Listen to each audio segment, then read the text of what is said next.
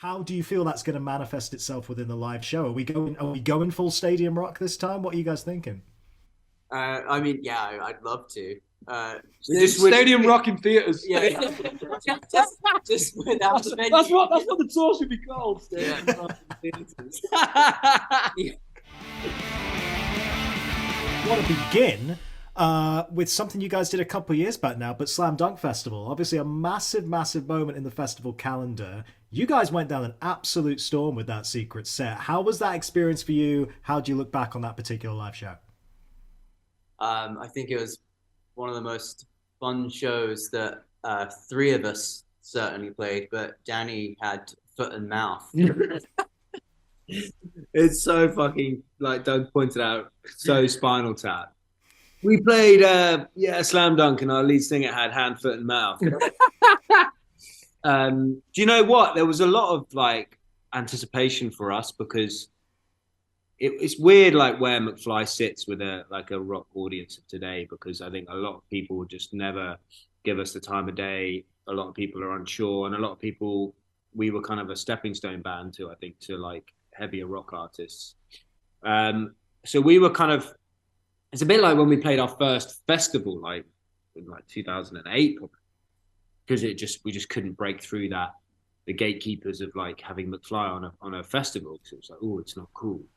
And we were shitting ourselves, and it went down amazing, and we filled out the tent, and then there was some credible artist I won't name that was on after us, and everyone was like, nah, not interested. So Slam Dunk was a bit like that. We were shitting ourselves again and like questioning what songs we should play, and should we do some of our ones that are a bit heavier and more like hard hitting. And we were like, no, fuck that, just play the hits, and just be brave. And yeah, And we didn't get bottled.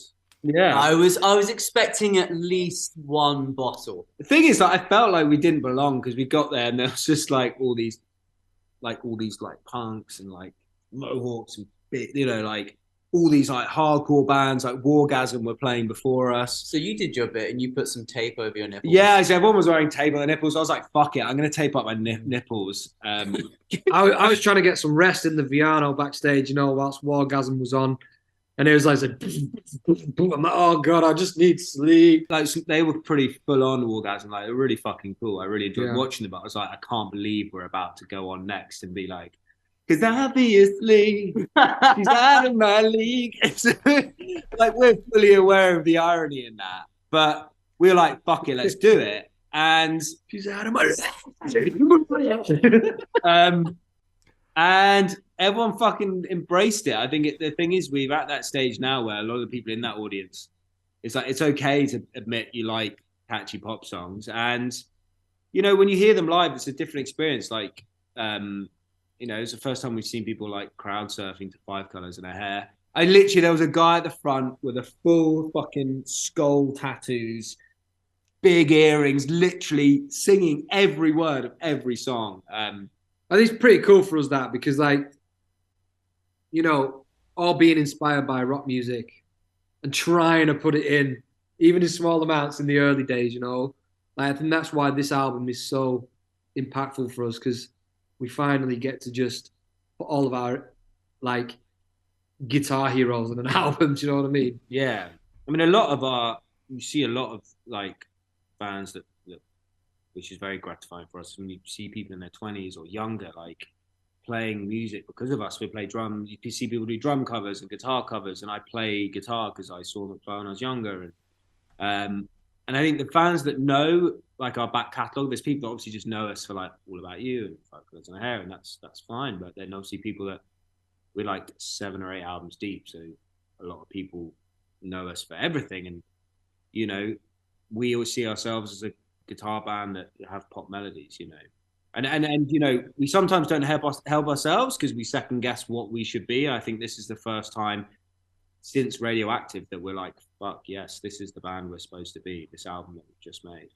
It's funny because like the reason I mentioned Slam Dunk as well, because it's something that I chatted about a bit with Charlie Simpson as well, because obviously Busted kind of did a similar slot to you guys.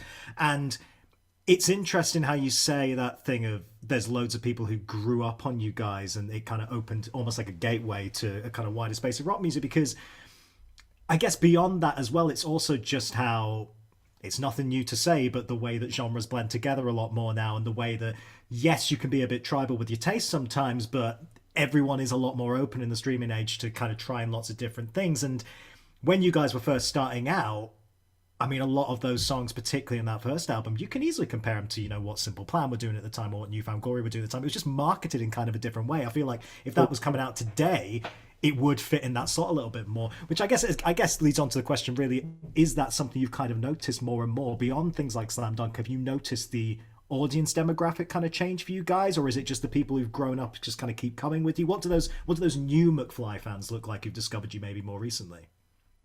Well, some of them, yeah, are like literally little kids. A lot of like young boys have been coming to our shows. Yeah, and now there's like dudes with beards and stuff in the audience, and it certainly wasn't that in the first couple of years of this band. There's still a lot of the original fans as well. Like, I think with this album, I think our fourth album, Radioactive, is where we really solidified like a hardcore group of fans. And I think they, just hearing our new single, they're like, finally, like, this is the McFly that I want. So I think that's important though. Like, we've always kind of, like, we always love to see people want to pick up the guitar, pick up the drums, perform, you know, and inspire people. And it's really kind of rewarding for us to see that, because, you know, okay, I might have won most snoggable male, I know, but didn't want to bring it up. didn't want to bring it up. God, just get a broom to sweep that one up that you just thanks for that. Thanks for that. But, Always got to throw it in there, mate. Good. It is so much more rewarding when a little dude or anyone comes up to you and just goes, mate, I learned guitar because of you, or I love to play that song, or the way you do this, or your guitar solos are this, whatever it is, you know. It's just like, people do realize that, because that's what we are all inspired by. That's why we, you know, look up to the bands we look up to, because we want to be like them, you know. Yeah, 100%. It's got to be nice that you've had a few kind of full circle moments in that as well. Again, before we get onto the new record stuff, I remember on the previous one you had that feature with Mr. Mark Hoppus, and I know, Dougie, for you in particular, that's going to be a big, big moment there for sure. I mean, what's great about Mark is that he really likes to take bands from that generation below him and even newer artists under his wing a little bit. He always seems to really like to kind of have a bit of a mentor aspect with his collaborations, I've found. How was that experience for you guys, actually getting to work directly with someone like that? It was amazing. Yeah, you're right. Mark's been doing that since Simple Plan, right? He was on the first Simple Plan single years ago. And he's just the coolest dude. He has no preconceptions. He doesn't really listen to whether like what other people are saying about your band. If he likes you and it seems like it's going to be fun, he'll do it. And yeah, I've been friends with him now for about 10 years. And we wrote on this new album, he wrote the lyrics on, we've got a song called Route 55, and he wrote all the lyrics on that. And it was during when he was having chemo as well. So it was even more like kind of emotional that we were doing it remotely. But yeah, he'd send through these ideas that he'd written and stuff, and just knowing that he was going through a absolutely like traumatic time and he still wanted to carry on writing music was amazing, and just really emotional. It's one of my favorite songs on the album because of that, because it means so much more than just a co-write. Like, it was a really special co-write, that one. Yeah, I mean, obviously I can't speak for him, but I can imagine that must have just been lovely to have an extra outlet like that at a time like that, being able to channel it into something not just music wise, but obviously something a little bit different from what he's normally doing with something like Blink, you know, actually be able to work with somebody new like that. Yeah, totally. Yeah, really, really nice to see that. In terms of the other collaborators on the album, then, I had a lovely chat with Stephen from LostAlone a little while back, where he dropped in that he'd been working with you guys. Couldn't speak highly enough of you, by the way. He was really, really enjoying those sessions, which I think were ongoing at the time when we were doing that interview, actually. Tell me a little bit about working with him directly, because again, there's another person that likes to write across genres a little bit, and just has a lot of experience writing in lots of different ways. How was it working directly with someone like that? Well, we got in with Steve because our producer, Jason Perry, who I'm sure you know, he was like adamant that we had to meet this guy Steve. And again, as you'll know, a lot of music is just a lot of great music that you guys would, you know, support and stuff. It's essentially pop music. It's just how it's presented and how it's produced, you know. LostAlone is great pop melodies, but with some crazy harmonies, loads of layered guitars. You know, it's rock pop, and so he was like the perfect guy. And I think what we needed to be able to just sort of dilute the pressure a bit. And I love the fact that like day one he came in and we just all connected with him in different ways. Like he is the go-to guy for any Queen information or any like rock, classic rock, like Queen, Dire Straits, like anything. Like I connected with him on Partridge. Like me and him are like hardcore Adam Partridge fans, and he's just a really enthusiastic energy, positive energy to have around, funny. He's an encyclopedia as well of rock. Of rock. And he literally, like day one, like Danny, they were just chatting about Brian May and Queen and guitars, and Danny just like handed him this guitar and was like, "Oh, go on, then play a riff," you know. He's like, "Okay," and he just started playing this riff and was literally just fucking headbanging. And I was sat at the drums. It sounds like fucking like made up, but literally, I just started playing along, and then Dougie was playing, and Danny was playing, and then we just went into this halftime chorus bit, and we were like, "This is cool." And we recorded it, and we pretty much just had this song done. And like Danny wrote the chorus melody really quickly, and I think the verses came later. But it was just like, fuck, that was so exciting.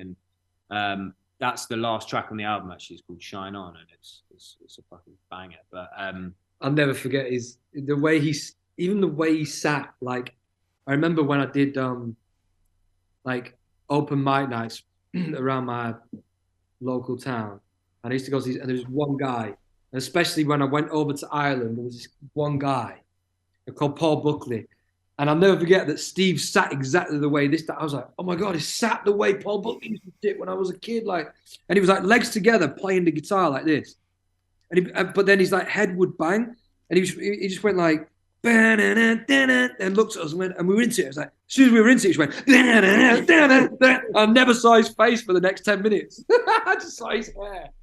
That's a vibe. That's how you set a vibe in the studio immediately. Those moments for me are like so impactful, because that's like my first impression of him is just seeing him sit that way and seeing his hair just. I mean, he wins with first impressions. Like, yeah, that's the best first impression I've ever had of anybody. that's the kind of thing, like if we ever made a McFly the movie, like that scene would be in there, and you'd be like, "That didn't happen." Who would play Steve? Oh, fucking hell! It'd be a bit like no fielding. I don't think he'd take that. I think he'd definitely take that, Steve. That's a good one for sure. It'd just be like someone with the black wig, because it's literally he's got that hair. The hair we always say Steve reminds us of the shame monster from Big Mouth. Oh yeah. Oh yeah. I know what you mean. I think he'd take that slightly less than Noel. Yeah, he doesn't like that one. You mentioned, of course, that he is an encyclopedia of rock for sure, and you guys have obviously made a point with this record. You've kind of been saying already that you wanted it to be kind of a celebration of your rock heroes in a lot of ways, and I guess your guitar heroes by that token as well. Directly then, who were the kind of inspiration points, if there were any, I guess? Were there any kind of bands or particular sounds or eras you actually wanted to tap into more with this record? Van Halen was a huge one. I about 2 years ago I finally got Van Halen like big time, and just got obsessed and wanted to dissect the recordings and the sounds, and our friend at Fender sent us some EVH stuff, which we ended up using on the album. Oh, which is just over there, look. Oh, lovely. Let's show it off for sure. Hold on, let me show you. There it is. Oh, very there. Yeah, that's really cool. But also here, there's a drum kit. So. Hey, there we go. Let's do the rounds. We'll do the rounds. All good. So that was a massive one. We got the guitar as well, the Van Halen guitar. Yeah, I got the Frankenstein. That was a massive one. Who else was there? Well, I remember we were speaking to our producer, and we were playing him some tunes, and he just thought it was pretty boring. And then we were kind of like trying to find the identity of the band. So we had this board of identity, where we wrote down everything that we loved about the band. And then this light bulb moment of like, like what I was listening to personally, like Bon Jovi, like all these 80s rock kind of like guys, that was popular music. That was pop. So we were like, suddenly we were like, maybe that's what we should latch onto, because we always like to have something like that to latch onto, to just unite us as a band and have that kind of like, you know, checklist of like, let's go with that.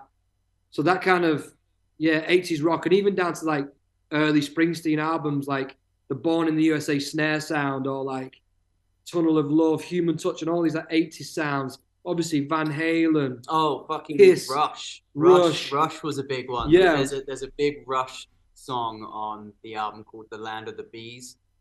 It's the first 7/4 time signature we've ever done. But it's like 7/8. It's a 7/8. Yeah, but it's like, thing is, it's like taking all these little influences, because actually, like Land of the Bees, you like, there's Foo Fighters there, like definitely pick up on that. It's definitely a Who vibe. Yeah, there's AC/DC and Where Do the Guitars Go? Yeah, and so, like for me, like there's moments of like little moments of like Led Zeppelin. Now, I don't want anyone to be watching this, reading this, and thinking that we, for one fucking minute, are comparing ourselves to these bands, but there's just these little moments, and I'd implore like rock fans to listen to this album. Like there's some, I love rock music, and I think this is our best offering by a long shot. I mean, it's different. I think we've been our own worst enemies in the past. Our huge successes of things we're very grateful for are things that kind of hold us back today in a way, because it's all about perception, you know, like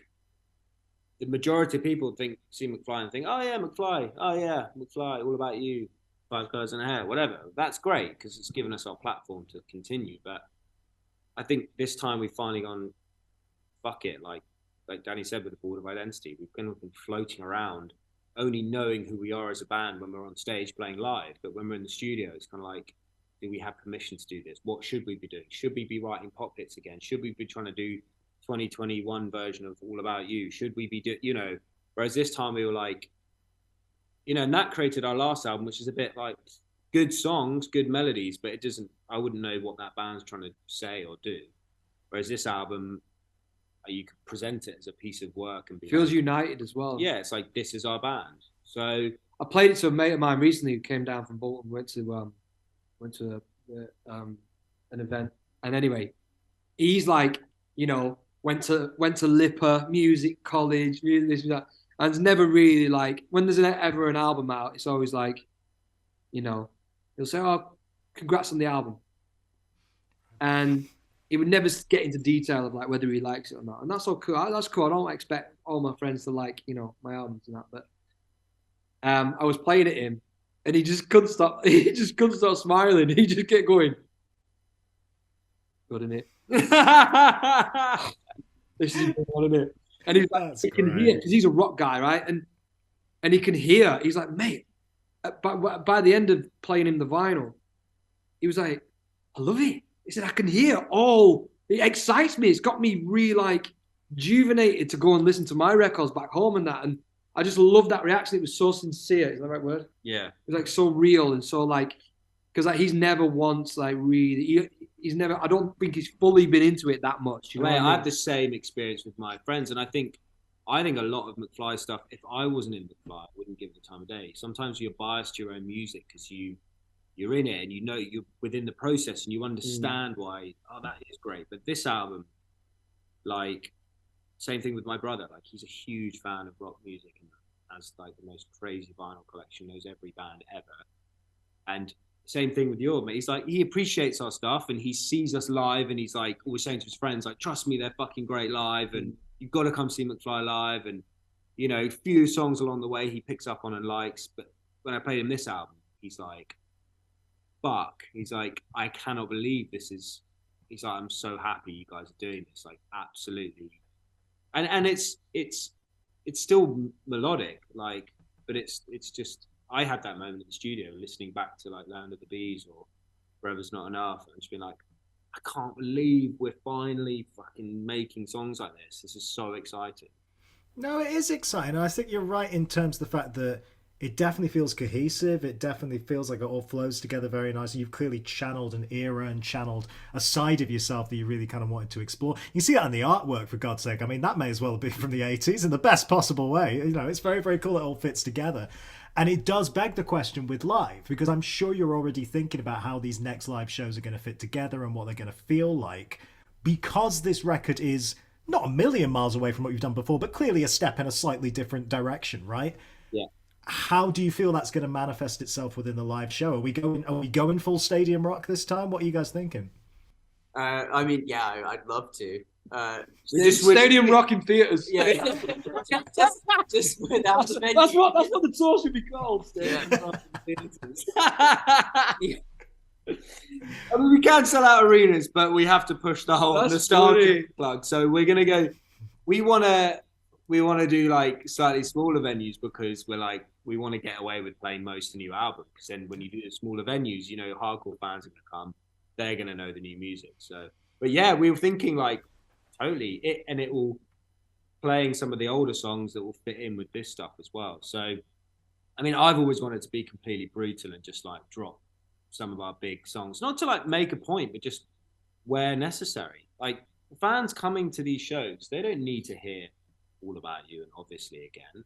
Like, you see them, they're like, oh God, you know. But when we go and do like race courses and we do like festivals, and of course we play those songs because all the crowd are like, hey, I'm here, mate, you know. But there's a time and a place, and this is the place I love those moments, don't get me wrong. I fucking love those moments, and we're so lucky to have those songs, but also it's exciting to go down this path for a little while as well. Yeah, it's definitely going to be interesting to see how those shows feel, particularly if you do go down the smaller venues route at the start. You know, that's kind of almost where you want to hear songs like this, isn't it? You want to see, you want to see the sweaty mosh pits as well. Like, the album was the mindset, or the point of focus, should I say, is it was, rather than thinking, oh, how's this going to work in a commercial space and how's this going to get on radio and what are those people going to think, it was more like, what do our fans think? Who's going to buy a ticket? Who's going to want to hear this live? And that point of focus just changed everything. Yeah, it's really interesting. Well, focus is the word. Focus is the word. You can see it's definitely focused and to a point, and that makes all the difference in the world, really, doesn't it? When you've got a project like this, I want to leave you with this, gentlemen. I want to ask you guys about not just your heroes, but really, I know you guys are so clued in terms of listening to all manner of different stuff that I'm sure you're inspired by. I want to know who the bands are right now that actually excite you. Is there anyone out there that either seen live recently or just listening to at the minute that is actually kind of piquing your interest a little bit? We've shouted out WARGASM, and I'll definitely shout out WARGASM because I love those guys. But anyone else out there that you're kind of interested in? I have an artist that she's not rock, she's reggae, but her band are amazing. She's incredible. It's Coffee with a K. Live, she's absolutely amazing. I just get this a vibe from her that I haven't really heard in ages. And the live band are, you remember we played it in here, I put it on the speakers. Raptor.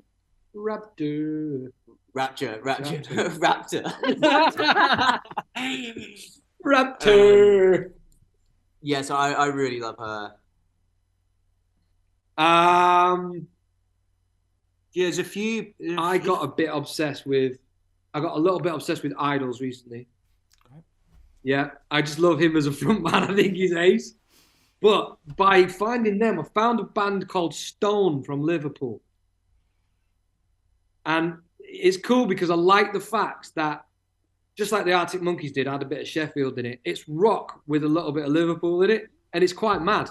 If you go and listen, it's like, you probably hate me, you think I'm insecure. And it's like, it's wicked, yeah. John Cooper Clarke. Yeah, and it's just, there's a song called Waste or something like that. Go listen to that, it's good. I think that's just because it's my most recent liked song, I think, on Spotify.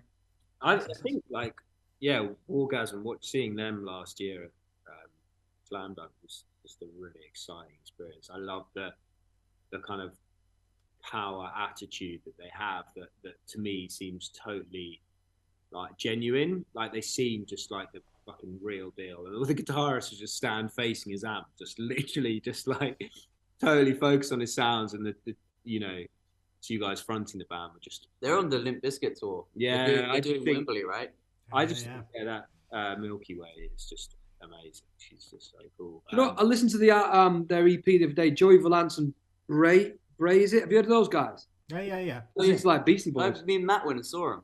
Did At you? House of Vans, yeah. I mean, a bigger It's band quite fun. that's been obviously commercially successful now, but like Don Broco have been probably the only band for me that I've like properly got into like consistently with their albums. Because you know what it's like when you're 16, you're so impressionable. I like had 15 bands I was just obsessed with, and as you get older, you kind of find it harder to get. So you're still into music, but like actually getting into the band. And I've really enjoyed watching Don Broco, and like they're like great live. I think they just love what they're about. It's like that powerhouse rock, like that kind of just in your face, massive riffs, like dirty riffs, and they're just like, I feel like they're like a hardcore, not that they're hardcore, but they're like a more hardcore version of us. Like they're just four guys having fun, pissing about.